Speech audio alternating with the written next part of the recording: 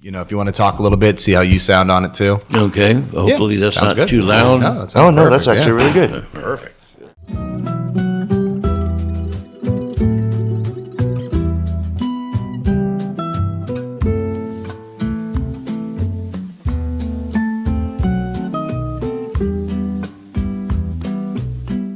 All right, hello and welcome everyone again to another episode of the Ybor City Podcast. I am Taylor Durden. With me as always, Max Herman. How you doing? Very good to be here. Good. So tonight we have a super special guest. I'm very excited to have this guy with us. You probably, if you've been here at any length of time, you know this dude's name. You might know him as being the president of YCDC from 99 to 2015, I believe. Oversaw the creation of Century Ybor under his watch. Makes some of the finest grapes, I understand, in the state. And also a fellow Brandon High alumni. I'd like to introduce everyone to Mr. Vincent Pardo. How are you, sir? Great. Thank you for being here. Oh, man, thank you so much for coming. This is a real honor. This is cool. So I guess really I just want to come right out of the gate. Can you tell us what's your story here? How did you come about being an Ybor and your family and all that? It came about not by decision. I was born here. Oh, cool. Lucky you. Yes. I was actually born in the old Gonzalez Clinic. Oh, right around the corner here. No kidding. Which was the Don Vicente Hotel, and now is offices. And really, it's an experience whether my family actually moved out when I was about 5 years old. Okay. And we moved to Palm River, a very rural area. My grandfather bought some property there after he retired from the produce business, and my parents built a house next to him. But I was always here. I was here on the weekends. It was mandatory. We were at my grandfather's house every Sunday for the manjata, for the Sunday dinner. Yeah. And what did I do on summers? If I didn't have something going out there, I was here. We went to the Ybor City Boys Club. We played basketball and stuff at Most Holy Name, and which doesn't exist anymore, Right. no PH. And it was probably what I still think about is my old neighborhood. Yeah. I grew up, when we moved, I was in a rural area, and when you're in a rural area, you just don't get a neighborhood feel. Right. I'm doing there. But here there was, and it was because the whole block was primarily family. Yeah. My grandfather had two sisters on both sides of him. Another brother on 7th Avenue. He was on 9th and 25th. And another brother about 2 blocks down 9th Avenue, Yeah. Keeping the family close, I know. It was, I grew up the same way south of Gandy. All of our family was all within a couple blocks. Makes it easy to go to Sunday dinner that way. Yeah, Absolutely. Right. Oh, cool. Yeah. And it was easy to get caught if you did something wrong. Yeah, ain't that the truth? Yeah. Well, your family coming here, what's the whole immigrant story? I know you're generational here, but where did it all begin in Ybor City? My grandparents and great-grandparents came from the province of Agrigento in Sicily. Okay.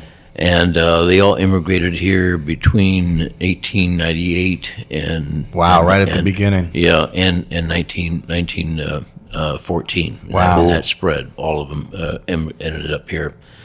And if you know the story about how did the Italians get into Ybor City, it was a long train originally because the main migration was actually from southern Italy and Sicily was to go to the port of New Orleans. Oh, I didn't know that. Not New York. After about 1904, they started requiring people to go through for immigration purposes. Through Ellis Island. I didn't know that. Ellis Island. But Port of New Orleans was the mass one. I do a lot of genealogy, and some people will call and say, I can't find my grandmother, my grandfather on the Ellis Island. And I said, when did they come? And if it's early, I said, look at the Port of New Orleans. Yeah, that's cool. Okay, even Boston was a port. That was more for northern Italy. But there's a huge Italian population in New Orleans. And unfortunately, the mafia got involved, and there were some problems that happened, and I don't know if you know this, was a mass lynching of Italians. No. They didn't know in New Orleans? Yeah. Wow. The sheriff got killed. They didn't know who did it. Wow. So it was a mass lynching of Italians. There's actually a movie called Vendetta that actually kind of chronicles this. I'll check, put that on my list, yeah. So a lot of them fled. Yeah, I imagine so. New Orleans. And where did they go? They went to St. Cloud, Florida. Okay. That's interesting. These are land people. They were farmers. So they were like cutting sugar cane and doing stuff there. Yeah. And I just imagine some couple guys walking to Tampa and coming to Ybor City and say, you know, they're rolling cigars. Somebody's reading to them, and they're sipping on coffee. Yeah, this is heaven. What are we doing? And it's like, We're way out here cutting sugar cane. so that is, if you talk about somebody whose family came out early, Yeah. that is a very direct. That's kind of wild. road. But after that, you write home. Yep. And when they hit you know, the New York Harbor, Yep. and they come on the train to Tampa. And so that's how we kind of populated. Yeah, that word of mouth definitely will spread, especially in families. Say, grandma, auntie, everybody come over to Ybor City. We got some work for you. Don't Yeah, worry. and we got it made down here. And this is one of the reasons why, if you look at the Italian Americans, their families in Tampa, in Ybor City, about 90% of them literally came from 3 villages in Sicily. Wow. Yeah. Okay, and it's because of that. Yeah, I heard a little bit growing. about that. Mhm. Yeah, Really? Yeah, not doing there. And now that village, that area, that's kind of considered like our sister city, is it not? Yes, Yeah, and I saw you took, at one point in time, you even took like a delegation. I've taken Right? Or a few times? About 14. Oh, really? Oh, wow. Yeah. I didn't realize that many. Yeah, in fact, we're doing another delegation this coming June. Wow. We're taking Mayor Castor on that. Oh, one. that's great. Yeah, because Yeah. I saw you had taken Bob Buckhorn at one Yeah, point. Yeah. How was that? Like, what do those trips entail? Like, that's got to be wild. Well, the trip, Especially I think with with the trip, I got to Buckhorn. think about Bob, was an Irishman in Sicily. right. That sounds like a novel. Yeah. Bob had a good time. We met with about 4 mayors there, all in the province. The province there is like a county. You Okay. know, it's kind of the ancestral villages. And it's always a good sport. So we've got a picture of him with cheese, with produce, with this, you know, doing there. Living it up. Yeah. Oh man, that's really cool. So how does that like when you take a delegation there and you introduce these people to a culture that they probably haven't been exposed to, how does that kind of define your culture when you come back here? You know, is that obviously going back home to the motherland, you know, absorbing Yeah. it, taking it all in and bringing it Yeah. back? Like how does that I assume you've been doing this for a long time, obviously. Yeah. How did that affect like the decisions you made, say, when you were like YCDC? Like how did, you know, You get, it's been about 32 years since we've had that sister city. And the reason we selected the city of Agrigento, because it's the capital of the province. Okay.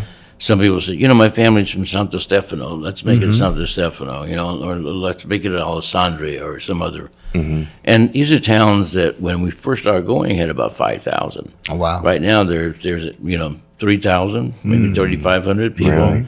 They didn't equate as it's like Plant City being a sister city with New York. It's just I get you. Not even the close. similarities. So we selected the capital of Agrigento, but anytime we've gone and gone into the ancestral villages. Oh, you know. cool. That's really How great. wonderful. So the answer to your question, if someone has a relationship there, a relationship as far as blood, they may not know them or anything. It's almost spiritual for some of these people. Yeah, I can only You imagine. know, to see your great grandfather, house where they lived, really how small it was, the Yeah. street they walked on, these kinds of things like that, Yeah. and meeting family. Yeah. You know, Discovering new people that you didn't even know you loved. Yeah. That's amazing. it is amazing. Yeah. The first time we went, we took Sandy Friedman. That was Oh, yeah. Okay. 1992. Just going through all the mayors, huh? Yeah, yeah. The I think Friedman, Greco, several Yeah. city council people, state senator Wow. on there. Cool. And if you go there, I remember the first time I took my father. My father was like a professional Italian, Yeah. but he'd never been to Italy. Right, right. Oh, wow. So I said, Dad, you're coming with me. We're taking the mayor. We had about delegates, about 20 people, you know, and we contacted a cousin that my grandfather's age group that my grandfather communicated with for years. Okay, my grandfather Pardo, Vincenzo Pardo, he left. He was 12 years old when he left. Just showed the Wow. time there. So we actually at that time used a phone book. Yeah, I remember those. And looked up the name. We called this. We call her Aunt Zia, but it was really a cousin. And they just elaborated about my grandfather. They remembered him when he left, and he would write them off and on throughout the years. So that family became our home base. It was the Marchetta family. Actually. Okay. My great grandmother was a Marchetta. And I'd go there, and then we developed, because the first time when we created Sister City, the mayor of Agrigento and about 28 people, city officials and folkloric dancers came here. We hosted them for 2 weeks. Cool. And those relationships, we'll talk about that a little more, but those relationships have continued for this 30 some odd years. Oh, man. But there was this one guy who was the lead male dancer in the group. And he kept approaching me, spoke no English whatsoever. and I grew up with Sicilian dialect, but I studied Italian, so mine is still kind of a combination of that. And he found out that he actually owned a clothing shop in Agrigento. Cool. And he kept wanting to sell shoes. I said, why does this guy want me to buy his shoes so much? Well, he ended up being like a brother. We've communicated. After that, we would communicate, and he would actually set up my tours for me. That's as great. look, I'm bringing so many people. I don't want to eat the same pasta every day. Yeah, I want different things. We want to do this. And we just had a great relationship. Unfortunately, he passed away a few years ago. Sorry to hear. Very young. He was about 10 years younger than me. Oh, gosh. Wow. And but those kind of bondings over there, because when we brought them over here, like for the Italian festival, we had the folklore dancers. They were all in families' homes. Wow. Well, I want to talk a little bit about the Italian festival. I'm sorry to cut you off in that, but like the mutual aid societies, like the Italian club and everything.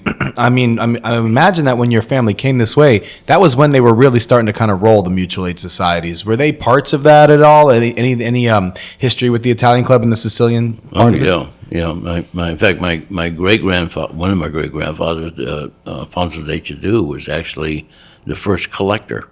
Oh, for wow! For the dues, yeah, for the dues. I'm talking house to house. They got free medical care, and they got buried free at the Tank Club Cemetery. Very involved with that. It was cradle to grave. If you were in your mom's belly, you were covered all the way until you were buried. It's pretty incredible. Yeah. In fact, the whole Sister City project came out of, it was actually the centennial year of the Italian Club. Wow. And we said, let's do some projects. And that was one of the projects that actually came out of it. Yeah. Yeah. It's amazing to reach across like that. Go ahead. Oh, no, it's just that what year was the Italian club opening? That would have been what, 1894? 94, yeah. The club itself. Yeah. The first building was built in 1914 across the street. Yep. It burned, and then in 1918 they built the current building. Okay, that's when I got That you. beautiful one. Yeah. Man, what a cool, fascinating history. It is. In fact, my father was president in 1960 of the club, and I was president in 85. You were? 1980. Oh. Yeah. First time a father and son had ever been. Was it just No because kidding. your dad did it, or did you really was it something you really wanted to do, or you just had to take the reins just like old man? I got roped into it. Yeah, it happens. I had been, grew up around there. My dad was obviously involved with the dinners and different things. And my father said, "Look, I got some tickets." So my wife, at the time, my wife passed away since then, but my wife and my son, and Enzo was probably, I don't know, maybe 8 years old at the time. He said, "We're having a picnic." Because he used to have a big picnic, outdoor picnic, and then they moved it inside, kind of thing. Picnicky, yeah. So picnicky, yeah. So he said, "My dad said, here, I bought some tickets. You come with the family, meet us there Sunday." So I did. And there was a member of the board that grabbed me by the arm. He said, "Let me give you a tour of the building." Of your new building. "We need some fresh blood around Yeah. here. Look, Yep. this is there. We got pigeons in the third floor. We got this." And I'm walking. I remember this building. My grandfather used to go after work, after dinner. He'd go down and play cards and dominoes and that kind of thing. And I remember sitting in a canteen one day with my dad, and I'm looking around, and he's playing cards and dominoes with people he grew up with as a kid. And I said, "Dad, I'll never have this. This is not the kind of thing. No, we're going to play dominoes probably all day Yes. long, but just to have this kind of camaraderie. Yeah. Not with a few people, a room full of people that you grew up with in Ybor City. Doing there." So anyway, that's I got on the board, and 2 years later became president. So, Funny how that works. Now Yeah. you were involved with like Hillsborough County commissions and stuff like that as well, right? Around the same time. yeah, I started working with the county. I was still in college, Okay. and my degree's in psychology, and then I started graduate school in psychology, but I was working because I was married then. And I was actually working for the Head Start program. Oh, no kidding. Yeah. How about that? Yeah. Oh, very cool. And really got into public administration. So I actually switched majors and in public administration. Yeah, and no kidding. psychology. Yeah. Made a little more money in the city work than working the mind. Yeah. But my first job with the county was the psychiatric ward at county That's hospital. perfect for you. Yeah. But I had the keys though. It was, Okay, good. So you weren't technically. I was gonna say, it's a job. Don't worry. Now take your medicine. No, that's incredible that you kind of your path ended up going that way into city work and being part of the YCDC and everything in general during the turn of that big move of the Renaissance, as we call it, with Centro Ybor. I mean, that must have been a huge project to be part of. It was. That was. As I moved over in 1999. Okay. Mm-hmm. Yeah, and it started what 98ish? I think is when they wanted to do the project. 2000. Okay, 2000. It started early as far as doing a lot of the the infrastructure paperwork and everything. It opened up in 2000.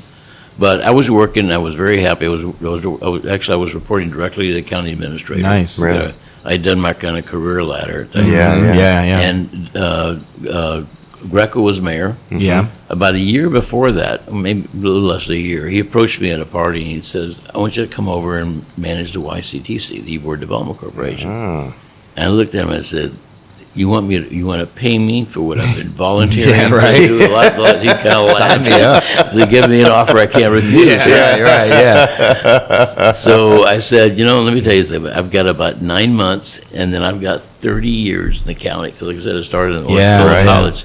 I said, I'd be a fool to leave before the 30 years. Right. I'd be totally invested.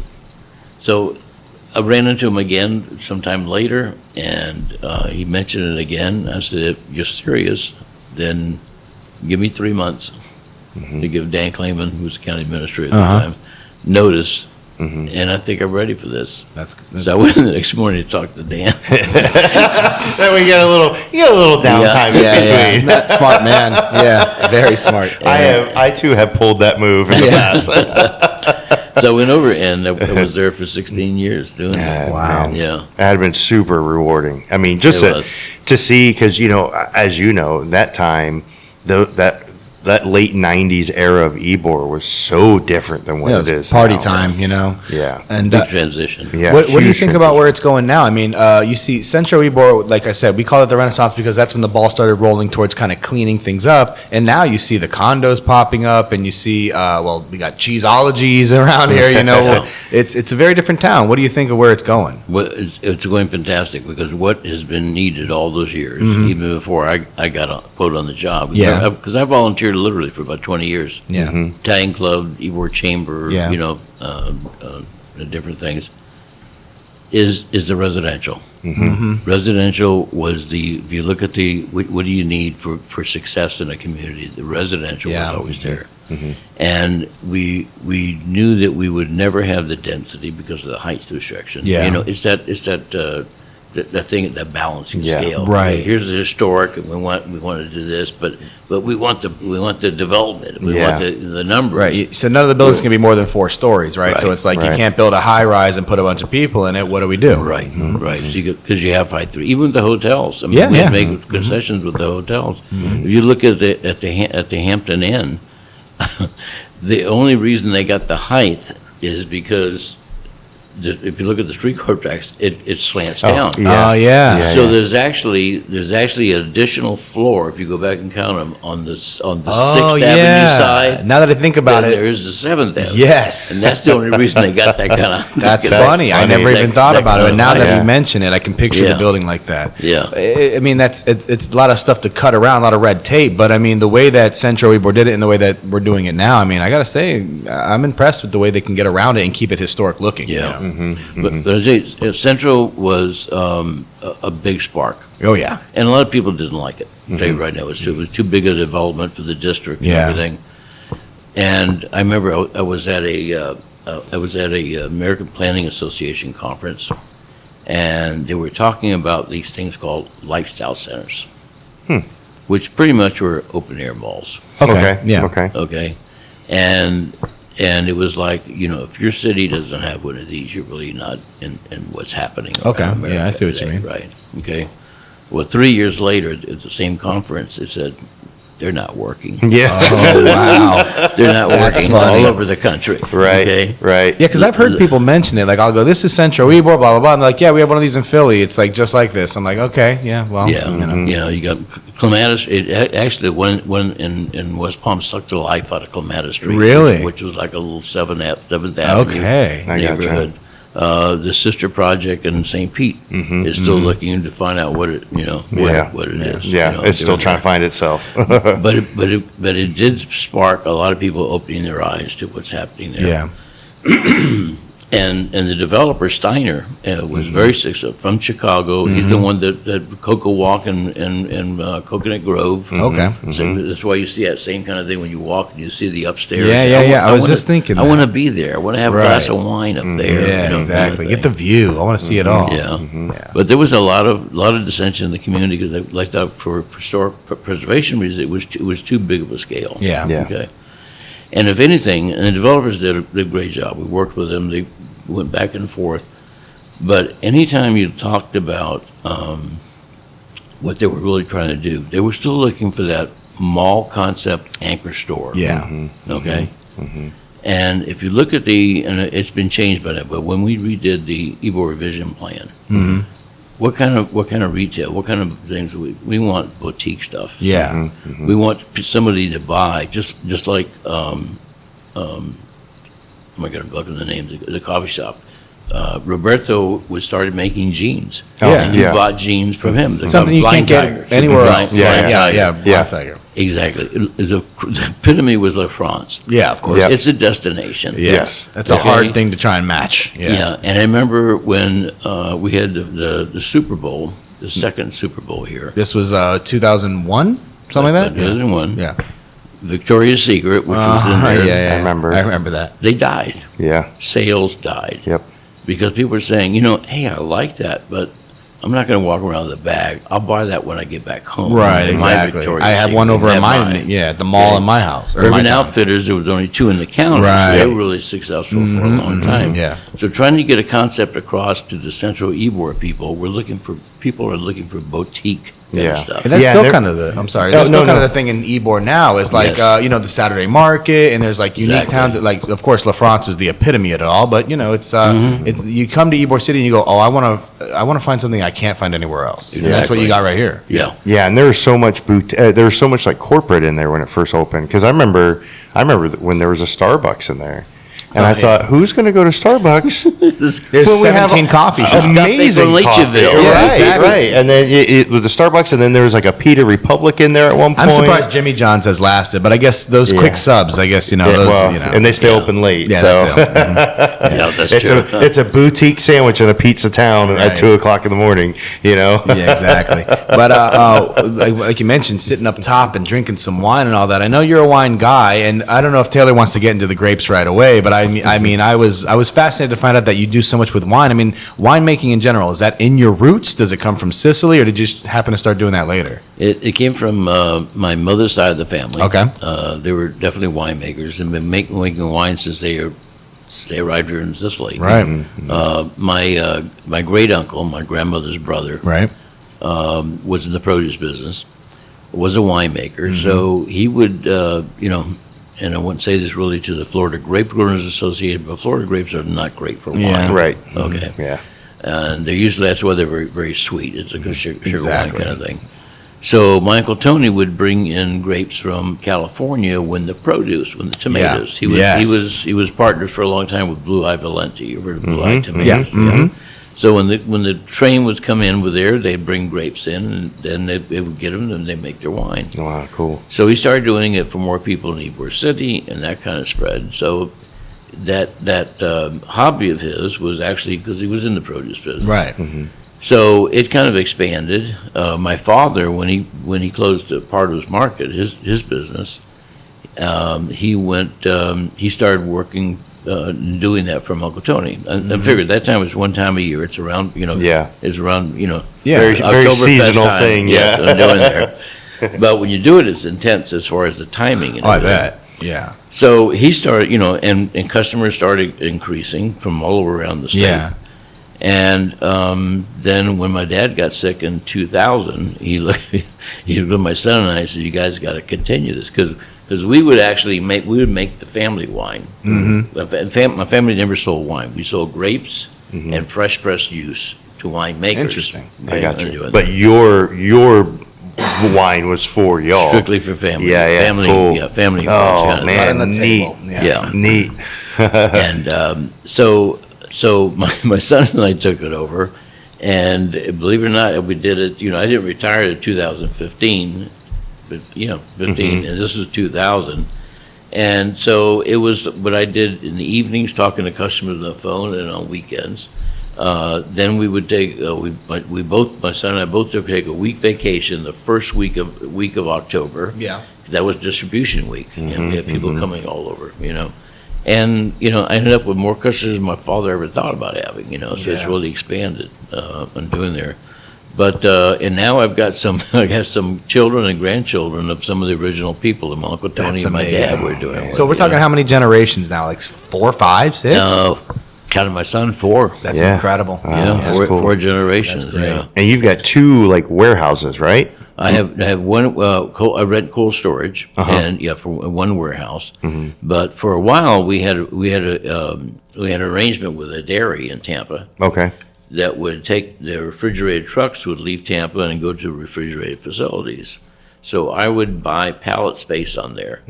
So at that time, I had like 8 distributions around the state. Nice. Jacksonville, Fort Myers, Cape Coral, all these little towns. And still using California grapes. Oh, yeah. That's great. Yeah, That's yeah. amazing. Same grower for over 70 years. Cool. Wow. Yeah, and now I have 2 growers in California. Nice. No kidding. And now, because of demand and request, but also now, in fact, coming up next month, we will be distributing Chilean.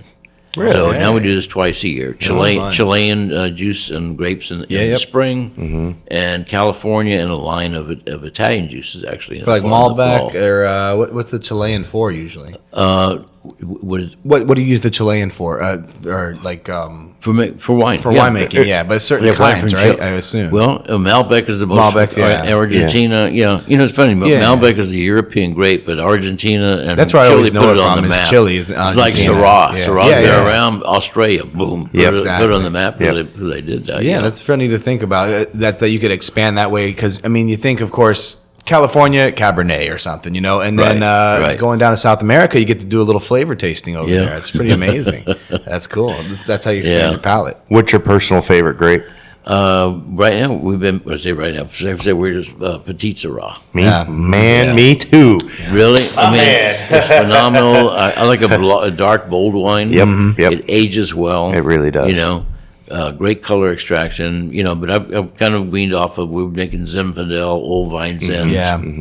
But we hit this Petite Syrah and we just loved It's it. my absolute favorite. When, Jamie that opened the Ybor City Wine Yes, Bar, yeah. I've known Jamie for a long time, and in fact, we've talked to she was on the Yeah, show. she was. And we've talked that she moved up to the Ybor area because of me and my ex-wife. We had all become friends. We had met.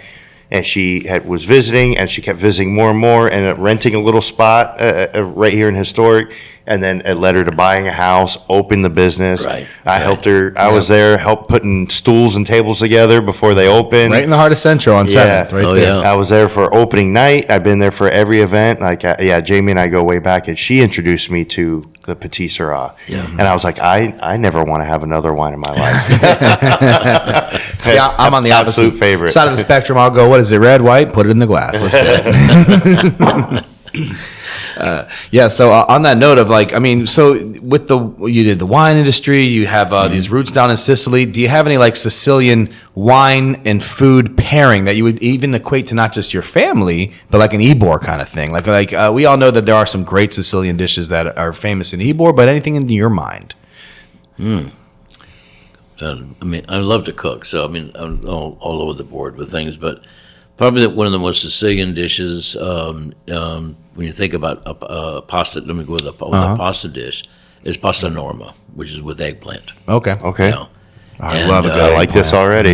Yeah. In fact, you get that. In fact, I don't know if you know this, but my son is one of the chefs at Sam the Saxophone Man. Really? Oh, I did not know Yeah. that. See that? I didn't know. I did not know Go that. ahead and ask Renzo. I will. I love that restaurant. I was Yeah. so happy when it opened They up. do a good job with I that. went up but- to the rooftop there, and I was telling Andrea Gonsborn, I'm like, that's a home run. When the sun sets and everything, it's so perfect. That's great. Yeah. I told somebody, you go to Burns, that after dinner you go to this, you can go to the dessert room. Yeah. As you come to South Safe and you go upstairs to smoke a cigar. Yeah, that's what. Or That's or just now look we're at the talking. view. Yeah. yeah. Man, my wife and I went for our anniversary right when they opened, and I was like, I'm going to live at this restaurant. All three of us So are going to good. have to have a cigar and some good food Absolutely. there. But back to the Sicilian dishes, if Yeah, you don't yeah, mind. sorry. Yeah. What's the Sicilian dish that, other than pasta pasta norma, like something that maybe that you would, like, if you're like, man, it's my birthday, this is what I want kind of thing.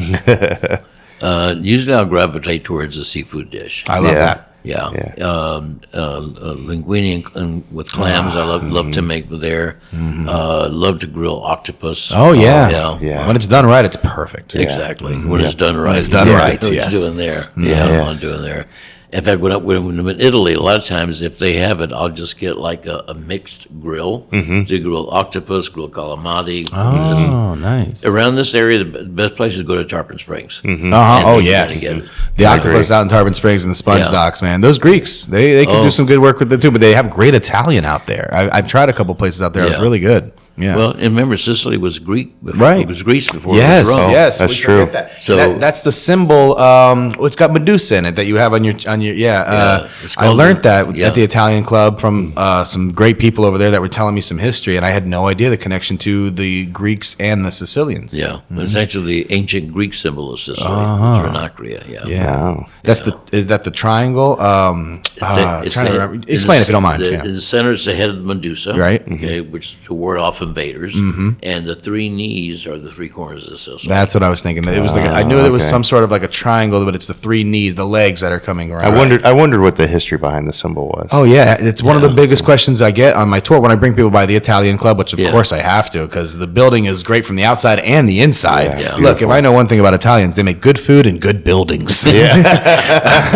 but they always ask me, "What's that symbol?" So I'm glad Yeah. to always explain the connection. It's pretty Yeah, great. yeah. In fact, I had a lady walking in the building years ago, and it was there, and she says, "This is the Italian club, isn't it?" I said, "Yeah." It says, "I don't see any maps of Italy. I see Sicily, but I don't see any maps of Italy." You don't see the boot, but you got a lot of Sicily all over the place. They did, I think, add a map of Italy, and it kind of is cartoonish, but it's there. Yeah, we had to put it up. You know, Right, a little exactly. respect. Of course. What was your connection with the Italian club? I mean, we know we worked in the YCDC and everything, but I'm sure, like you said, your father was the president, you became president. Was there any big events that you remember in the Italian club that you're like, man, I've really done something big here in this place? While I was While you were there. probably, and because like I said, I got away from the club. Yeah. And after this dinner, I got involved, and then you really get involved. Yeah. Oh, yeah. Yeah. You hit the ground But, running. at that time, it was still a mutual aid society. Oh, yeah. Okay. Oh, was it really? And Remind me, still- when did it go from being a mutual aid society to just kind of an event space and gathering? It was a conversion in the mid '80s. Okay. And it was, it was a big paradigm shift for the members. Oh, yeah. Not bad. You know, Talk all about it. Yeah. And Tell us. somebody approached me and they said, "What's the difference between you guys and the Sons of Italy?" And I said, "Go to the Sons of Italy, and it's pretty much all retirement, age yeah. population, and they do those kind of things." I said, I've got young people coming in because they realize that one generation their kids aren't even going to know what being Italian Yeah. is. Yeah. And I've got old people waiting to die and get buried free at the cemetery. Right, exactly. So I had the whole Pay their dues. They're going to sleep there. I'm earning it. Like, I paid for it. I'm using it. But that's so we actually did away with the medical program at an annual meeting, and I said, you have Medicare now. Yeah. We're Right. paying you. What are you going to do with $15 on a hotel room? I mean, on a hospital room, Right. and everything. Save the money, do this, and pretty much they understood. So we did away with the medical program at that point. A few years before, a president, a couple there had actually got away with the medical. There was a clinic there. I remember going to Yeah. the Italian club to getting shots. Absolutely. I said I had the worst, the dullest needles in the world, but we go there to get shots. But because of that resurgence, we computerized the club. Never seen a computer. We got Italian children's dance troupe that brought in families. We started giving Italian language classes. Oh, that's cool. So Like, kept with the education. I was gonna say, side. I always thought that was funny because it used to be English classes, and now they're doing Italian. That's exactly right. They would teach them here how to say Yeah. hello, goodbye. Yeah. You know, make sure you shake Yeah. hands like this in America. And now they're like, Yeah. here's how we do things in Italy. Learn it. You know, Yeah. that's great. So with that kind of renaissance of thinking there, I had a reporter, was talking to, and I said, when my grandfather was here, they used to teach English here. So now we teach Italian so we don't forget. Yeah. It's kind of reverse Yeah. that whole thing. Love that. That's why, like my mother's first language was French. She was born in France, and they came here when she was a kid, and she's forgotten every single bit of it. And it's heartbreaking, because Yeah. she lost, all that family history. Yeah. And what's wild is, I'm big as well as like genealogy, trying to find out my Irish roots and all this stuff, and right. I can't find anything with her French side of the family through anything because apparently it's illegal to do DNA testing in France. Really? And so if I find anything on my family tree, it's either my father's side or my mom's dad's side because he was an American soldier. Yeah. There is absolutely zero French family on any of Wow. it Damn because they Frenchmen. can't. Yeah, and it's very rare. I guess it's a tourism thing where French people will go somewhere else to do DNA testing and can come back to France, and they'll get in trouble for it if they get caught. That's but yeah, wild. it's I didn't realize that. yeah. I hadn't either because I would love listening to you talking, going to Sicily and to Italy, and like you said, you're meeting these people that you didn't know were family, and you're like, man, we're family now. Yeah, absolutely. That's right. That I don't, I keep thinking like, man, I wish I could do that. I wish I could go to France, but man, I have zero idea who any of these people are because none of it is out there. Yeah. Yeah. It's so hard to find. So that's really, really cool. There's some sites. I'm not sure what it'd be for France, but there's a site for regarding Italy. It's called Gens, Gens. And if you put in a last name, a surname, it'll give you the map of Italy, and in concentric circles, it shows you where That's population. Where they're like will- concentrated. And Cool. usually the largest circles are usually origination point where Yeah, they right. came Makes out sense. of. Yeah. That's super cool. I saw on your website you were talking about genealogy and all that. It's super cool. What a neat project. Yeah. I'm sure you've connected a lot of people with family. We have, because I used to do as part of I used to chair the cultural activities for Festa Italiana when Yeah. we were still doing it, and I had family charts in the bottom, and we had computers set up helping people find what they could do, the record from Ellis Island or the ship they came over on. Oh, and things man, of that's that really nature. cool. Such pride in the Italian heritage, where you're like, I want to know the dirt that my great grandfather was stepping on. Absolutely. It's important. It's very sweet. I love that. That's one of the things I've always respected about the Italian people, how much they love their heritage. Yeah, Yeah, it is. and I imagine through all your work with the county, with YCDC and all that, you take that same pride of heritage, and you could tell, putting it into your work. Yeah. And just kind of showing like, hey, I'm going to leave a mark on this town, whether you people like it or not. Yes. I think that's phenomenal. I think that's such a cool thing. Yeah. So- it was I loved it. In fact, I finally had to say, how long am I going to do this? Because I'm going out. Yeah. I'm getting an age. I'm going around. And say, I'm always the oldest person in the club, in the bar, in the restaurant, The wisest just on the person. street. The wisest person in the room, yes. And I'm a night owl, so Yeah. Because I tell you, Ybor is not a district or even a job just at 8 to 5. No, You know, absolutely not. I was in the district at least twice a month until 3 o'clock in the morning. I had a clean team that came in on at Yeah. 3. I had security guards in the parking lots in the parking garage. They got off at 3. Sometimes they left there. You got to be there and see what's happening. And of course, the bewitching hours after the clubs shove everybody out at 2 o'clock in the See morning. the Ybor creatures. Then it's yeah. going to happen. Yeah. It's going to happen then. Yeah, Absolutely. So, but I enjoyed it up until I've decided I need to do something. Yeah. To do something. Step here. away for a bit. There's There's nothing wrong I with just continue doing that, you know, and doing there. Yes. Any crazy nightlife stories you want to share with us? Something that you're like, man, that one night I'll never forget that guy. I mean, I'm sure you enjoyed quite a few nights. I mean, if you're coming out here, you know, joining at the Italian club in the 80s and Oh, yeah. you know, I mean, And hanging out at 3, man. What'd you see? Yeah. There's got to be some wild shit. See a lot. You see a lot of that, yeah. You know, and there was we call it there's the gentler, quieter Ybor, and then there's this. But in fact, it brings up a point that when this is actually before I was even on the job. I was president of the Italian club and getting involved with the chamber. And I remember telling a reporter, I said, my father at that time, my father was in his 60s. Mm-hmm. At that time, I was in my early 30s, and my son was, maybe 20, mm-hmm. Around that point in time, a little late teen. I said, we're all in Ybor City. It may be at different times of the day, mm-hmm. Right? But we all gravitate toward Ybor City, yeah. And I think that's just one family, mm-hmm. And doing there. My son, at that time, the Tropicana was the main coffee place for my dad to go in and meet his friends and talk and everything. And my son had his activities, and we had ours, and you had different things because what really popped with Ybor. Let me go back a story. When I was Adela Gunsmart was president of the Ybor Chamber. Yeah. And at the time, and I was a vice president, and we got very close.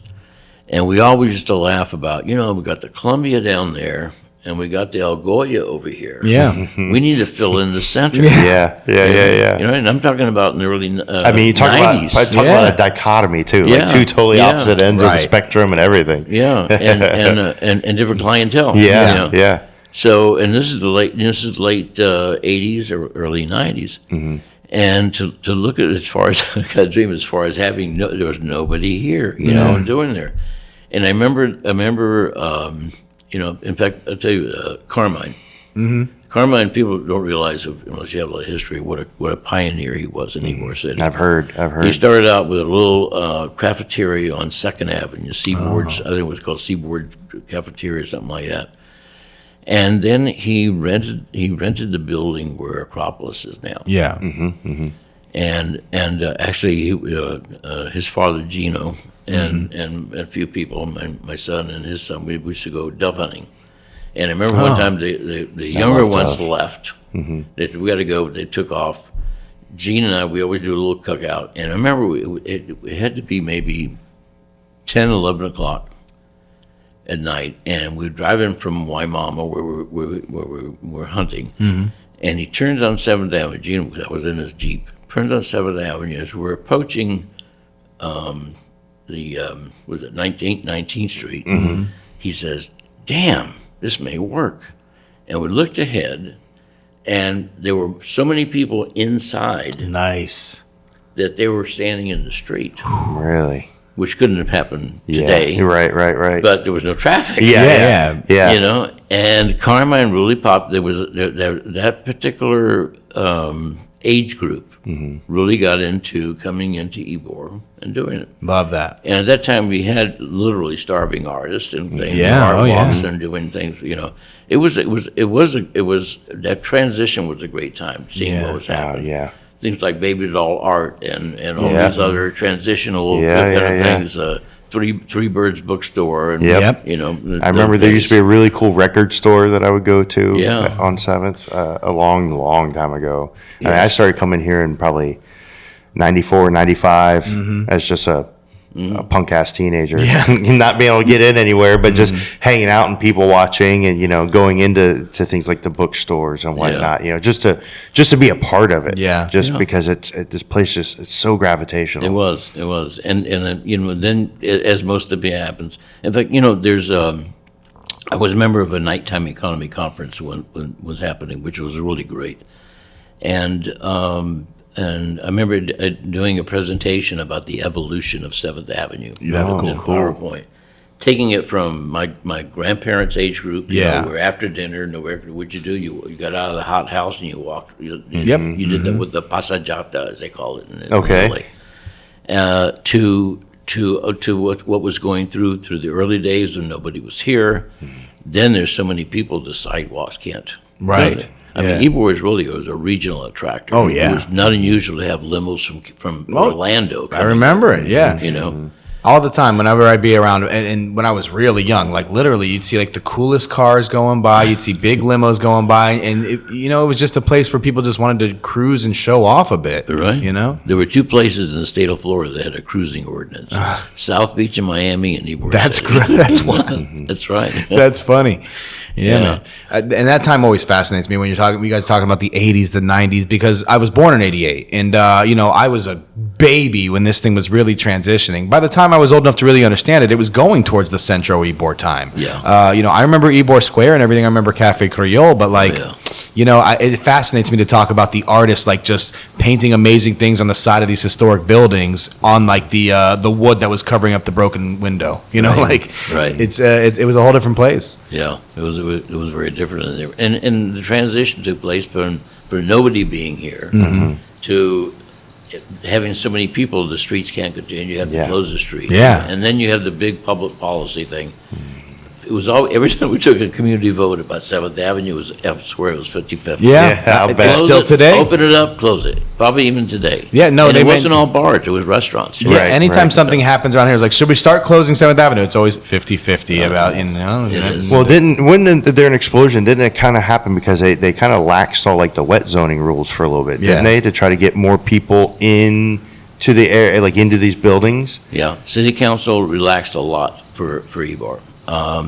And I'll tell you, the bars you can love them or hate them as far as what's happening today. Yeah. But it wasn't for the liquor industry. They did more for historic preservation in this Oh, yeah. district than any of the grants we could get at the time. Yeah, I in agree. doing there. I agree. Because if you were going to buy a building or lease a full building, and you were going to fix it up to Bar Latino standards, Yep. and then try to make the bottom line, retail wasn't cutting it. No. Okay, it was liquor. It Yeah. was the bar industry that did it.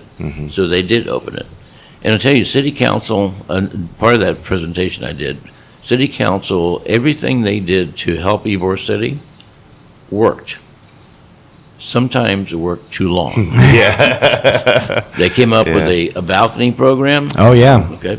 So look, in fact, Joe Wax at La France took Yep. advantage of everything. Oh, yeah. Yeah, Joe Wax I is a bet. genius. Put a residential upstairs, we'll Yep. give you this kind of loan. Boom. Done. Put a balcony up, but balconies up there, So here you go, to this little bohemian lady that starts a used clothing shop. Yeah, in the So now 70s. she owns the building. So she does smart. this, very, very successful. I talked to Yeah. Ben, her son, who runs it, Yeah. pretty much runs it for her now, and he's like, honestly, I thank God my mom bought this building because, this amazing place, La France, probably wouldn't survive if they were renting. You know what I mean? It has to be that they own it. Yeah. She was her foresight was amazing. Yeah. And that's someone else that we want to get on the show. You I know, know. you- But yeah, yeah, love she to won't get- come out here at nighttime. She's like, I go to bed by then. yeah. tape it during the day. Yeah, we can do that. Yeah, we got it. But the wet zoning thing really was, it was, it became a 4-letter word after a while. Yeah. Wet zoning. But the city council did, they were wet zoning, they wet zoned a vacant lot at one point for what they might do with it. you know? Yeah. Just drinking Yeah. in the empty lot. But part of that was, and that's where the clubs. Yeah. The nightclubs really became a Right. thing, and we made a big distinction in a public thing about the difference between a wet zoning and clubs. I said, you take Richard at the Dirty Shame. Yep. He can stand, he's a bar. He doesn't have a morsel Yeah. of food. Right. He can stand behind his bar and he can see all 4 corners of his place. Yeah. You take somebody like Sam Colucci at Club Prana, he's got 5 levels. Yeah. He's got stairwells. He's got an elevator. I think during the day he had like 60 employees Wow. in that place. And most of them are just watching what's happening. Yeah. Don't share a drink with somebody, whatever, And but that's that's the poison you choose. Right. If you're gonna allow 18 under 21 to be Yeah, in that's and the other thing Orlando, too. Under you 21. got to do something because somebody's gonna sneak something. Yep. Yeah. I worked for Alan for years Yeah. as security for Castle. And absolutely. Yeah. And a lot Yeah. of the longtime regulars. I've been a regular there for 25 years now. Yeah. And a lot of them are like, man, just make the place 21 and up, and Yeah. just to solve a whole lot of issues. That's but right. but I mean, the they need somewhere an outlet as well. You know, Well, the exactly. 18 to 20. I mean, you know, Freddie Pacheco, God rest his soul, he was quoted as saying artists and nightclubs kind of saved it. You know, Yeah. those were the ones that kept it from going to becoming nothing but derelicts around here. You know, Yeah.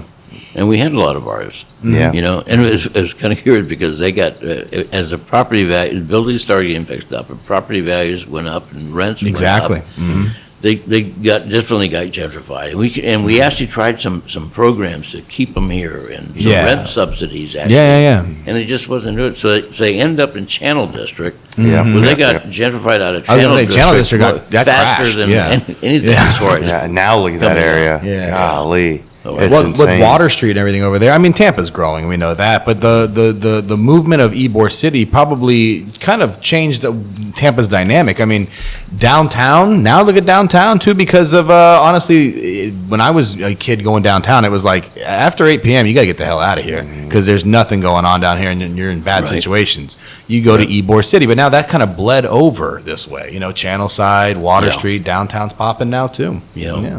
and really Channel, you know, downtown improved to me mainly because of Channel District. Yeah. Channel District was popping. sure.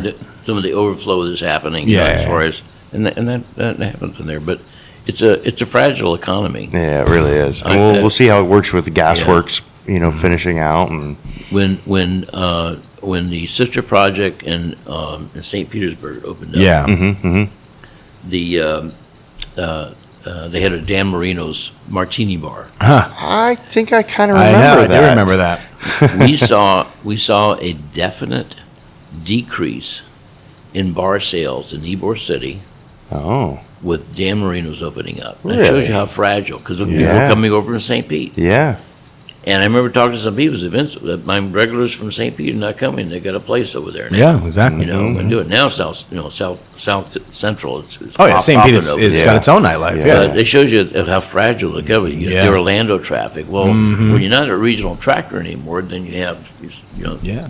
the other ones that are here. But- and Yeah. still today, people drive. They're driving from Orlando, Ocala. They're like, I just want to go to the Columbia and go home. But I mean, when it became more like, well, we go to the Columbia and then also go dancing. It was like, yeah, let's do that. You know. Yeah, very true. Yeah. I try to get a lot of people when they come here. I'm like, man, if you're going to come here for a day, just get a hotel room. Oh yeah. Make it 2 days. Trust me. You will not be without things to do, Oh, yeah. things to see, things to enjoy. Absolutely. You know. I met a couple at the Tropicana one time, and they were sitting at the next table, and they were probably about my age now, but they were a little older, and they lived in Dade City, Yeah. Okay. and I never heard this term before, but they weekend in Ybor. Yeah. It makes sense. I have a weekend home in Ybor City. They weekend in Ybor, okay? And they had That's arranged amazing, though. Yeah. And they came in and said, we get up, we come have coffee con leche, we Yeah. have lunch and this, you know. Yeah. We go to listen to some music. Yeah. And, you know, music is one they were talking about the alcohol. Music is an attractor. Yes. Oh, yeah. Yeah. And when Ybor started to pop, you know, it was because it was eclectic. Oh yeah. You know, you go back a decade in my earlier days, and we used to go bar hopping. Yeah. You know, you go have a 2-drink minimum here, Yep, there. You're yep. Mm-hmm. driving all over town. You know, you could park your car one time in Ybor, and you could hear jazz, techno, beginnings of rap at that Oh, yeah. time, and whatever. And it got homogenized because the bar. And I talked to them. We had meetings with the bar owners. He said, I remember there was a big billboard on the interstate, and it says Ybor City, the place for jazz. And it I said miss our jazz the clubs. cafe at the Columbia. Yeah. If you Yeah. remember that cafe at Yeah. the Columbia, and in 2 other places it was split into 3, and it was real attractive as far as Yeah. I want jazz. Obviously in Tampa, I need to go. Oh, yeah. Ybor Yeah. City. Well, you know, hip hop started taking over. Yeah. Everything, even in Italy. When you go to Italy, it's Really? hip hop. Oh yeah, Interesting. But yeah, big time, big time. It's international. Oh, of course. But the bar people said, look, the street's closed. Yeah. People are sledding on the street.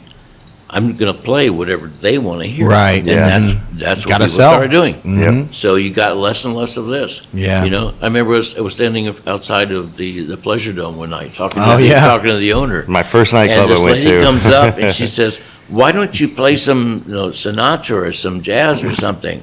And he looks at her and says, "Lady, if I had 100 people like you that want that would come in on my weekend, exactly. I'd Right. play it, but Yeah. I don't. Yeah. We don't. Yeah. Okay, this is the crowd. This is- I loved this Pleasure here. Dome. Yeah. It was definitely one of those kind of places that, well, yeah. If I had walked in a Pleasure Dome and it was a 3-room jazz bar with a say, I couldn't catwalk and picture it. stripper poles, Yeah. I'd have been in love. Hey, Yeah. it's a trip back in time. But we need to bring jazz back to the city because jazz, Yes. I have a theory, it sounds better in brick buildings. It Yeah. does. So, just being in that old school environment and, you know, Yeah. the brick and the wrought iron all around you, just something about you brings it back to the 20s, man. It does. Yeah. It Great. does.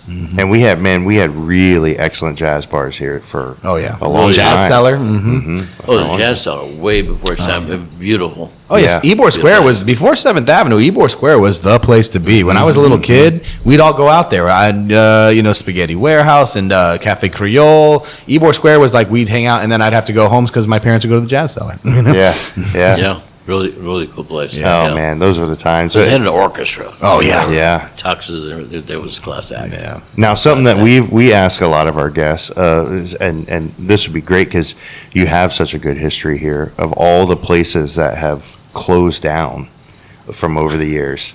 What would you bring back today to enjoy for like a weekend? For just a weekend? Yeah, or And you can name a couple if you want to. like we try to ask, where if you could like bring back, like, man, I want to go have a drink at so and so again. Where would that or be? my favorite steak was from this place or whatever. Yeah. you know. Yeah. Well, two places come to mind. Definitely is the Jazz Cellar. Yeah. That ambiance. The cafe at the Columbia. Okay. Which is now a back dining room. Yep. It used to be the warehouse portion Yeah, of yeah. there. Yeah, yeah. Really, really great music there. And really just some of the smaller places as you walk down the avenue, on doing there. I had a reporter told me, he called me and said, I'm doing an article about the death of live music in Ybor. Oh, wow. And I said, why would you do that? Yeah. Because that- Thanks for that. so Yeah. I said, I figured out what night of the week. I said, why don't you meet me this night? And I started him out at the Columbia. Dick Rivers was playing there. And Nice. we walked down. You heard Greek music. You heard country and western, which is down on that in the block where Dirty Shame is and every. We came all the way down to, I think, the Pleasure Dome Yeah.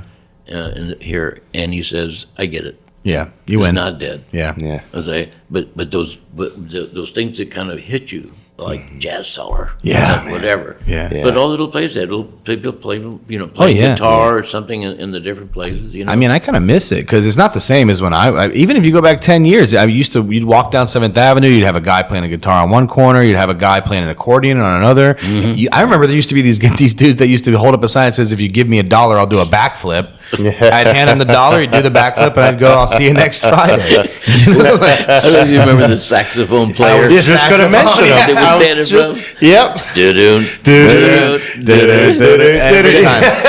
Jack Shiver. I'm sure you know Jack Yeah, Shiver. yeah. He called me and says, can we give this guy somebody to learn another song?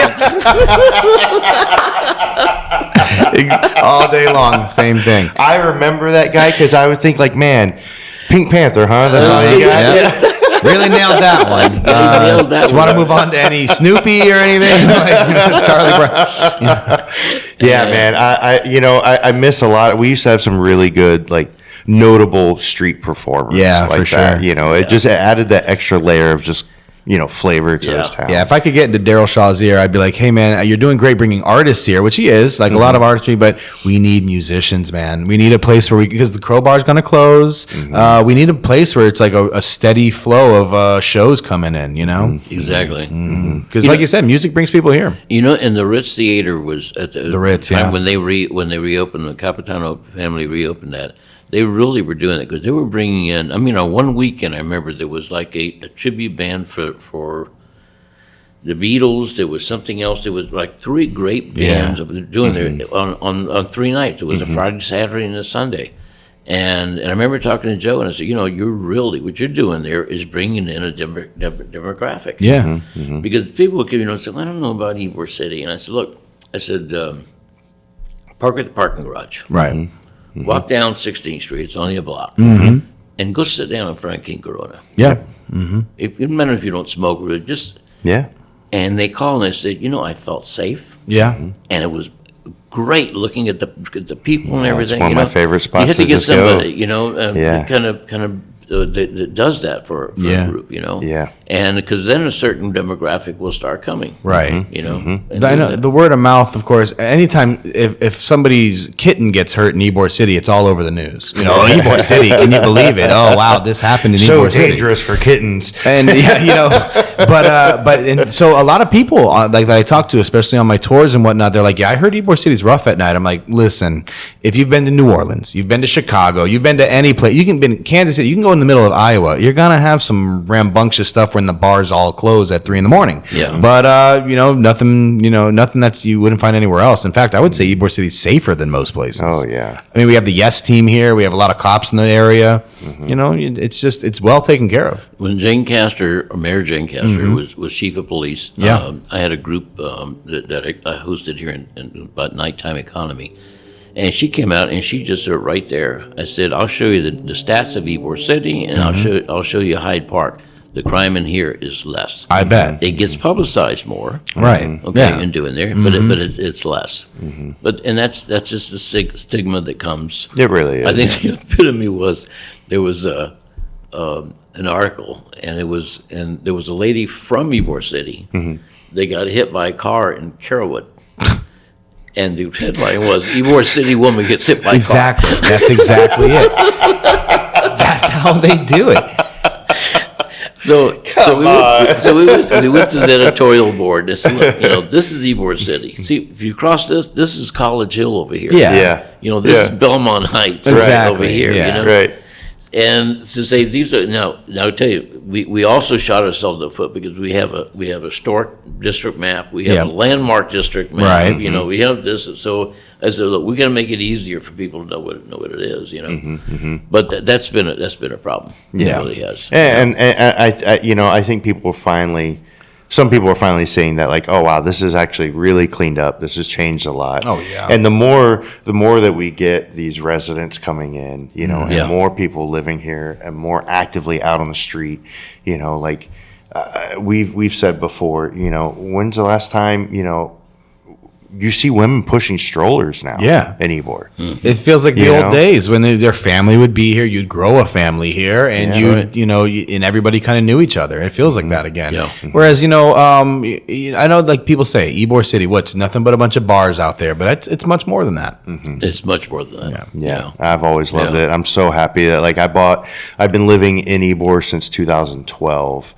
Yeah. Officially moved here and bought my house in 15. And man, I told Bob Buckler, I'm like, I'm an Irish boy that wears Guadavedas now. Yeah, Like, exactly. I am fully immersed. Yeah. I walk down to La Segunda on Sunday mornings and I get my toast, my Yep. cafe con leche. I sit on my front porch with a cigar or two, Yeah. and you just watch the world go by. Like this is, right. I would not trade any of this for anything. In the culture itself, it's such a vast culture. We just talked about the Sicilians, the Cubans are here. I learned Spanish just so I can try and get a date in this town. Yeah. And but even like Yeah. you go back to the Germans and everything about it, it was like such an amazing melting pot. It was so unique. Like you said, you can only compare it to other big cities like New York and everything like that. As far as industry, as far as cultural melting pot, it was a very unique thing. It was. It's a good point you make because when you grew up here, you take advantage Right. of which it was like. I mean, it was a true sense of a neighborhood. Walking down, we used to walk. My family was on the other side of the Columbia on 25th Street, and we'd walk to the Ritz Theater every Saturday. Yeah. Watch the matinee there, go there and do something. Terrorize somebody, do something. Yeah, exactly. But we Hell were. yeah. It was. I mean, who's going to let their kids, take Right. kind of walk in that kind of environment, But the transition. One of the things that really Ybor is going to have to deal with, and as you look at some vacant buildings, you understand what I'm saying. Is in the early days, you take a building like where the amphitheater is, Yeah. and it was a storefront, three storefronts in a building. So what did we do then? We blew out the walls and we made it a big club. Yep. Right. That's what was happening at that time. Well, big spaces aren't cutting it. I don't care if it's a restaurant or it's a bar.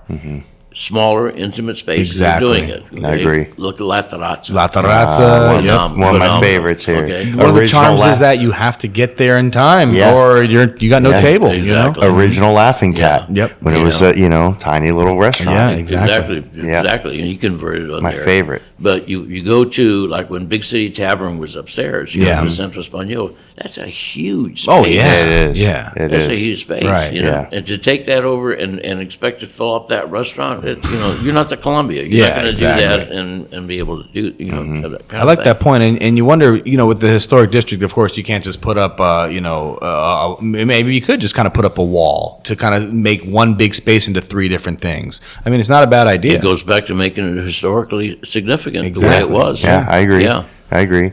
Yeah. So if you think, not to name them, but if you think about the buildings that Yeah. are closed, Oh, yeah, the no, you amphitheater see 'em. for me is number one. Right. Right Yeah. there. That one And needs well, to be it's done. right front and center too. Oh, yeah, right, exactly. Something definitely needs to be done with that. Right. Build it out, rent it out, do something. Anything at all. for sure. Just bring me another. I remiss when right next to amphitheater. It's now the cigar shop Nicky Habana, maybe. Nakahabana. When it used to be a sandwich shop. Yeah. That was my favorite Little sandwiches tiny in this spot, town. yeah. And you used to run a sandwich shop here too, didn't you? No, it didn't run one. Oh, you didn't? I ate a lot of them. I thought You I and me read both. somewhere that like you or your family had a grocery and Oh, you were yeah. making like sausage sandwiches. That was like Yeah. the Like a Cacciatore and Sons kind of thing, or Actually bigger. wow. Pardo's Market was 1 block north of the Columbia. Oh, wow. It's a vacant lot. It's a parking lot now. Okay. It was actually the first supermarket in Tampa. Really? To have a store that size. Yeah, yeah. Yeah. I'm doing there. no kidding. And my dad, who worked for his father and his uncle at the time, in the 50s, he convinced him Ybor's changing. It's closed. They opened up a store in Palmacia. No. Kind makes of like when sense, yeah. Castellano and Pizzo had Yeah, done the yeah. same thing doing. And my dad became very famous for his Italian sausage. Oh, nice. Yeah, I thought I read Yeah. something where Yeah. that someone was talking about Yeah. just how many of these sandwiches you're busting out every day. Yeah, and that's the store that I actually grew up. I was a little too young for working over here. My cousin. Yeah. Nice. Cool, man. Yeah. That's so cool. Yeah. Well, do you have anything else more, Max? One last thing, just because I'm curious about being a kid that grew up around here. When you were a kid, what was your job? Or did you have a job around Ybor City, or did you just come here for fun? When I lived here, I was too young. Like I said, we moved out. I was about 5, but I Oh, was yeah, yeah. always back with friends and my family Yeah. all around. But no, never until I got the job. I never really worked for pay in Ybor City. No, I grew up at Pardo's Market in Palmacia. Well, we thank you for all the volunteer work that eventually led you to becoming the head the head honcho around here. So we do thank you for everything that you've done around here, I man. appreciate that. It was maybe loved doing it. Oh man, it's been an absolute blast to just see your legacy everywhere. I mean, I've heard your name for years, and I've been trying to meet you, and it wasn't until little Rudy Lauderdale was like, oh, I got to have you meet somebody, Yeah, once I heard that, I go, hey, if he's cool with Rudy, he'll be cool with us. Yes. Well, thanks for coming out here. It's really nice of you to do this. Appreciate it. Do you have anything to promote or anything like that? I know you have a website, right? I'm sure all of our winemakers that listen to us are yeah. probably interested in your grapes. Are you interested in Pardo wine grapes? Look it on the website. You can order grapes, juice, make it easy for you. I'm doing there. But if you want to have a good cultural time, just come to Ybor City. Yes. And come to the day. Fine. I've told people we got school children. It can't be that bad. Yeah, right. We have buses of school children Yeah, coming. Yeah, I mean, we got throughout the week. Philip Shore Elementary right here in the heart of the city. that's I right. walk these kids around here all the time, and don't worry, they're not scared. Yeah, all the right? kids will I be know. okay. They're happy. They just want to try and catch the chickens. That's all they care about. Well, thank you again, sir. And anything to add, Taylor? No, just the usuals, check out our website, YborMutaPodcast.com. Send us any letters, any insight that you have. Let me hear your crazy stories. And, that's pretty much it. Just keep visiting and keep coming here, man. And keep listening. Thanks for listening, Yeah, everybody. absolutely. Thanks. Thank you so much. And thank you for what you're doing. Oh, man, thank you so much, man. I appreciate you. Thank you, sir. Thank you.